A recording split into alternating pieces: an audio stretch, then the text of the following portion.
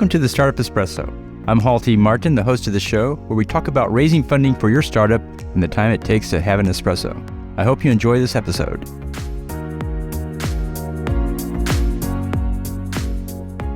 Hello, this is Hall T. Martin with the Startup Funding Espresso, your daily shot of startup funding and investing. There are several steps to shutting down a startup. Here's a list of key steps to follow. Pay what is owed to employees, such as accrued vacation. Pay all providers, such as contractors, software vendors, and others. Collect invoices from any outstanding accounts, and notify all customers, partners, and vendors about the shutdown.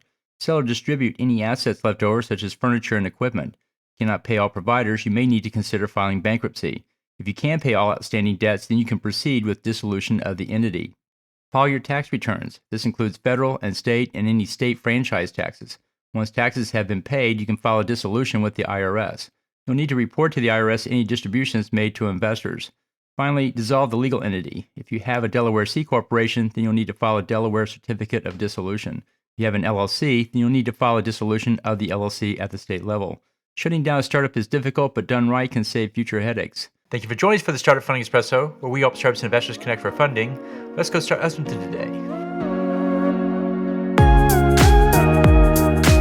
Hall T. Martin is the director of Investor Connect, which is a 501c3 nonprofit dedicated to the education of investors for early-stage funding.